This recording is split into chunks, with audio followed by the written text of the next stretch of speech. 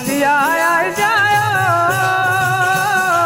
जमुआ दया इंजनो करम शौकारा साड़ खेलन दे दिल दो जवानी चार त्याड़े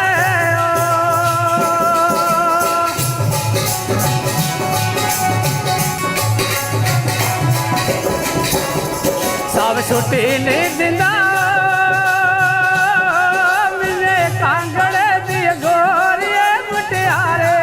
तेरे खेलन दे दिल दो जवानी चार त्याड़े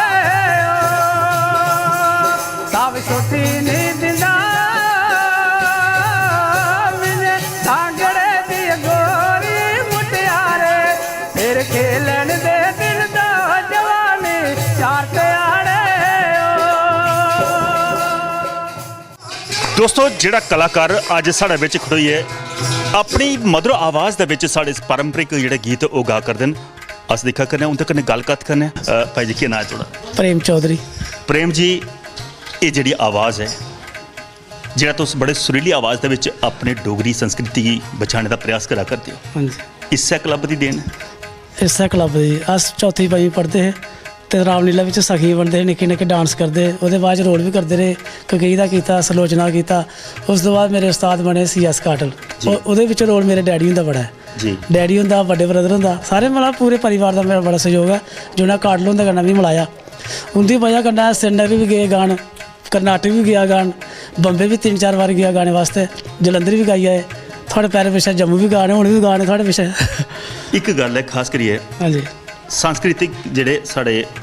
लोक गीत न वो लुप्त होंदे जा करदे अज पंजाबी विरसा साढ़े डोगरे भी उसी पसंद करदे न पर साढ़े डोगरे की अपनी संस्कृति अपने लोक गीत गाने च क्या लोग पसंद नहीं करते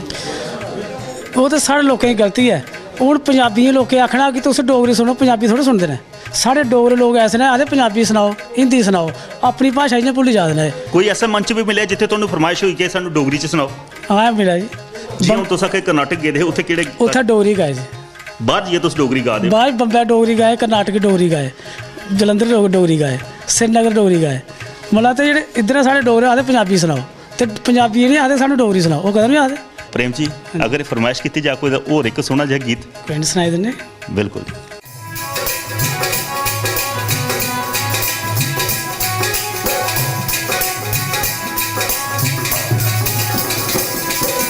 कैसा लगा गोरे पाड़े दा बसना दिल लुटी ले गया हो तेरा हंसना दिल लुटी ले गया हो तेरा हंसना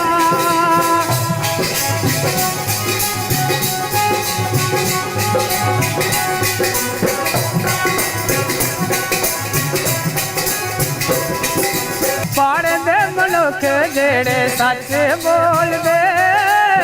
दिला वाला पेट होता सारा खोल दे कैसा लगा गोरी पाड़े दा बसना दिल लुटी ले गया हो तेरा हंसना कर छुट्टी आया जाए